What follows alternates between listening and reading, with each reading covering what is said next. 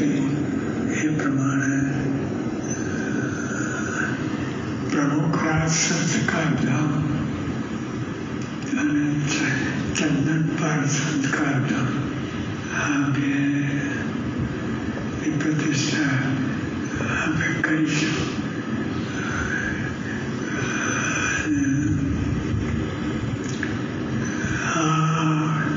મંદિરો થવાના છે એ ખાલી શોરૂમ તરીકે રાખવા નથી.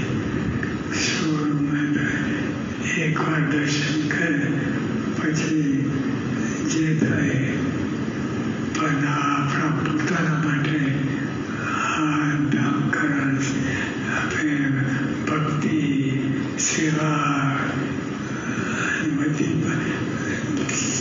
દંડ પ્રદેશના બધા આપણે કરવાની છે. ફક્ત દેખાવ માટે નથી કરવું. એટલે આપણે આ મંદિર બંધ થઈ જવાનું છે. અને જે અમારા ભાગ લેનારા છે એ જે રીતે ભાગ લે મંદિરો નિર્માણમાં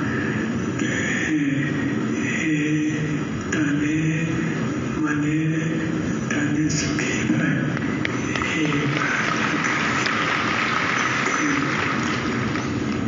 ધન હોય તો કામ આગળ ચાલે. ધન વિના બધું અટકે. ધન નાશન છે આપણે ફિલોસોફીમાં તત્વની જરૂર ખૂબ જરૂર પડે છે. અને બધા હરિભક્તો ધન્ય મને તમે સહકાર સાથ આપશો અને મંદિર તૈયાર કરશો.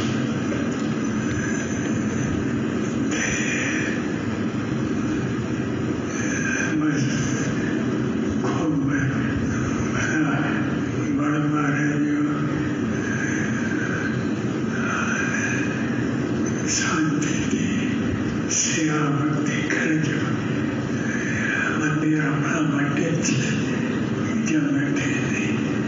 એટલે આપણે પ્રતિષ્ઠા દર્શન સેવા આ બધું આપણે કરવાનું છે. સાંઈ મહારાજ હવે પ્રત્યક્ષ પુરાવો આપણને આમ દેખાય છે. ત્યાં આગળ રોબિન્સનમાં તો આપણે રોજ આશ્ચર્યનો રોજે મહંત સ્વામી મહારાજનું જે ઐશ્વર્ય છે, ભગવાનનું જે ઐશ્વર્ય છે એના રોજ દર્શન થતા હતા.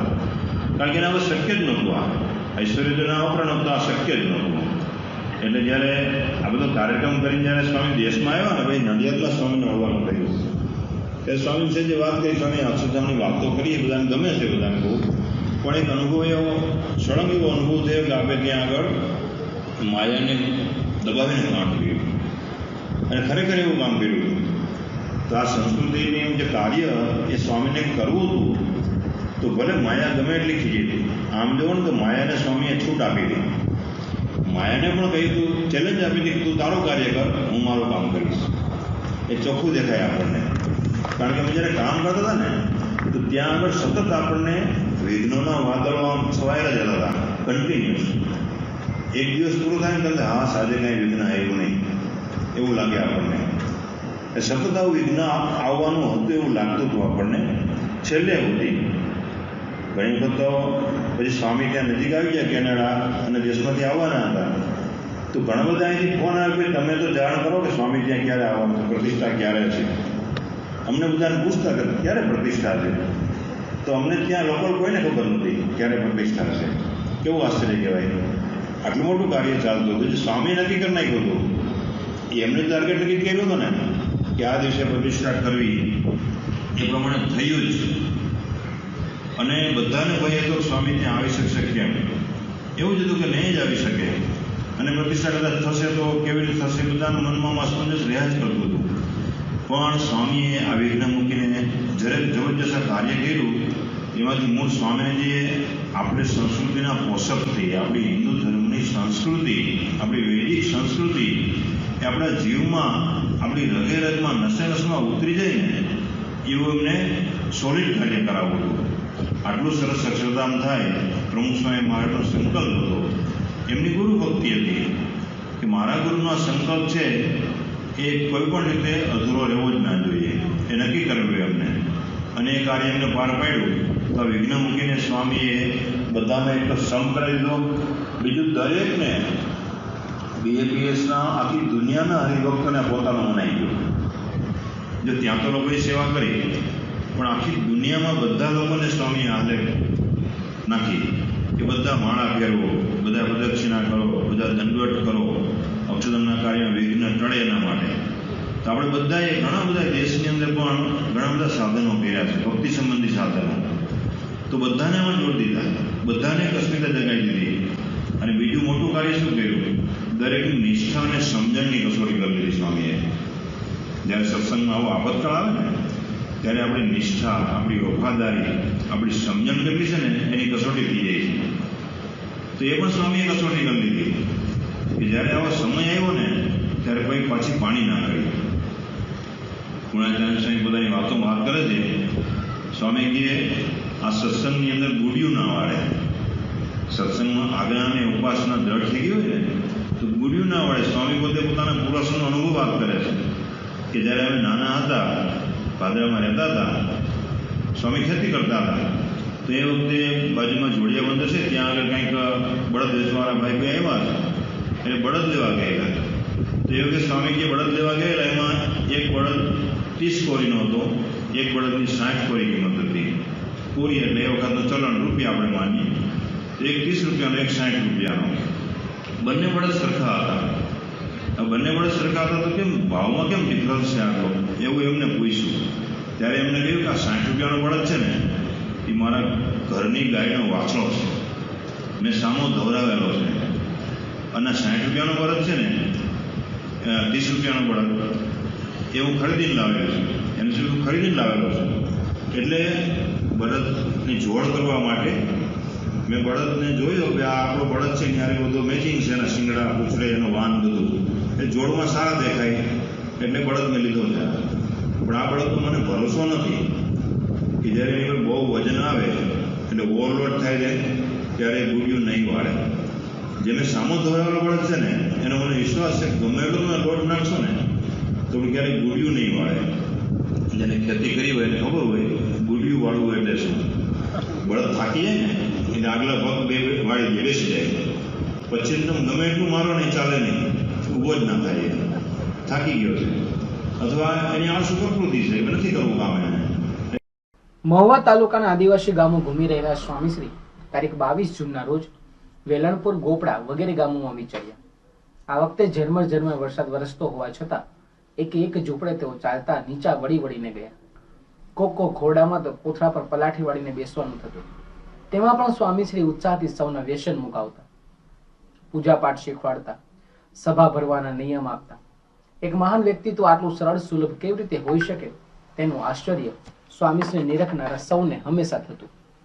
તેઓના વધામણામાં આદિવાસી બંધુઓ ઠાકોરજીના ચરણે રૂપિયો સવા રૂપિયો ભેટ મૂકી કહે, બાપા અમારી પાસે જે છે તે આપીએ છીએ. તે વખતે સ્વામીશ્રી પ્રતિભાવ રહેતો, તમે બધા વ્યસનો છોડીને ભગવાનની ભક્તિ કરો છો તે અમારે મન લાખો રૂપિયા ભેટ જ છે. આવા નિસ્વાર્થ ભાવથી લોક કલ્યાણ માટે જાતને ઘસી નાખનારા હતા સ્વામીશ્રી. આ પરોપકારના પંથે જ પ્રયાણ કરતા તેઓ ગોપડાથી દેદવાસણ જવા નીકળ્યા ત્યારે આ અરસામાં રસ્તાઓના કામકાજ ચાલુ હોવાથી માટી, કપચી, પથરા વગેરે જ્યાં ત્યાં જેમ તેમ પડેલું હતું. તેમાં ગાડી લઈ જતા પંક્ચર પડવાનો પૂરો ભય લાગે. જો ચાલવા માંડે તો દૂર દૂરના ઝૂંપડાઓ સુધી સમયસર પહોંચાય નહીં. વળી વરસાદી વાતાવરણ જામ્યું હોવાથી મુશ્કેલી ઘણી વધી હતી. તેથી નારાયણ પ્રસાદ દાસ સ્વામીએ કહ્યું, બાપા આપણે રહેવા દઈએ, અહીં તો બહુ તકલીફ પડશે.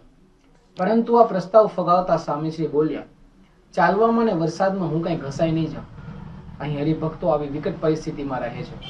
તમે બધા સંતો મચ્છર, માકડ, ચાચડ ખાવા પીવા સુવાની મુશ્કેલીમાં અહીં ફરો છો તો મને શું વાંધો છે. આ વલણ સાથે તકલીફો વેઠતા તેઓ દેવવાદ દર્શન પહોંચ્યા. આ ગામમાં તેઓની પ્રથમ વારની જ પધરામણીનો આનંદ તો સૌને હતો જ, પરંતુ પોતાની જીવન ઉદ્ધારકને વધાવવાનો ઉમંગ સવિશેષ હતો. અહીં સ્વામીશ્રીને આવકારવા ઉભેલા ગ્રામજનો એક એક સમયે કાચું માંસ ખાનારા હતા. છોકરા ખાવાનું માંગે તો તેને દારૂ પાઈને ઘેનમાં ઢાળી દેતા, પરંતુ તેઓ સત્સંગના યોગમાં આવતા તમામ દૂષણોથી મુક્ત થયેલા. દારૂ, માંસ, તમાકુ, લસણ, ડુંગળી, હિંગ તો શું પણ દ્વિશતાબ્દી નિમિત્તે તેઓએ ચા પણ કેફી ગળીને છોડી દીધી હતી. મહોલ્લાની દીકરીઓ પણ સાસરે સત્સંગ લઈને જાય ને ત્યાં સુધારો લાવે. ઘરમાં રોજ સવાર સાંજ આરતીની ઘંટડે રણકે, થાળના ગાન ગુંજે. આ સૌનો અંતરાત્મા જે સ્વામીશ્રીને પશુ મિટાઈ મનુષ્ય મોહે કીનો, નાથ તુમ હી મેરો હાથ ગરેરી, કહા કહું હરણી કહું તેરી, ગાય દુઆઈ દઈ રહ્યું. સંસ્કાર સૌરભથી મગમગતા આ સૌના ગાર ગીપેલા અને છાંજ ઢાકેલા ઝૂંપડાઓમાં સ્વામીશ્રીએ પ્રેમથી પગલા પાડ્યા. દલુભાઈને તો પોતાના અંધારિયા ઝૂંપડામાં સ્વામીશ્રીને ક્યાં બેસાડવા તેની જ મૂંઝવણ હતી. તેથી તેઓએ ભેંસની ગવાણ સાફ કરીને તેની પાડી પર સ્વામીશ્રીને બેસવા માટે આસન બનાવેલું. ભેંસને ખીલે બાંધવાના વાંકા ચોકા લાકડા પર બે પથ્થર ટેકવીને સંતોને તેની ઉપર બેસાડ્યા. પધરામણીના વિધિ બાદ વિસ્તારમાં વિચરણ કરતા સંતોએ સ્વામીશ્રીને આદિવાસી ભાઈઓની ઓળખાણ આપી. તેઓના પરિવર્તનની ગાંઠીઓ સાંભળી ખૂબ રાજીપો બતાવતા સ્વામીશ્રી સૌને ભાવથી ભેટ્યા. તેઓની આ સમતા મમતાની નિખાર માટે વાદળ પાછળથી મોઢું બહાર કાઢીને આકાશમાં હાજર થયેલા સૂર્યદેવ પોતાના સત સહસ્ત્ર કિરણોથી સ્વામીશ્રીને નવરાવી રહ્યા. તે સમયે આદિવાસી ભક્તોને બિરદાવતા સ્વામીશ્રી બોલ્યા, ભલે ગરીબ છે પણ દર્શનથી શાંતિ થાય એવા છે. આમ પછાત કહેવાય પણ આને કોણ પછાત કહે? સત્સંગી થયા, પવિત્ર થયા. આવા ઘરોમાં ઝૂંપડાઓમાં તેમની ભક્તિના સૌ દર્શન થઈ ગયા. આટલો કહી સ્વગત બોલતા હોય તેમ તેઓ ઉચ્ચર્યા. શ્રીજી મહારાજના વખતમાં 500 પરમહંસો આવા ગરીબોની વચ્ચે જ રહ્યા હતા.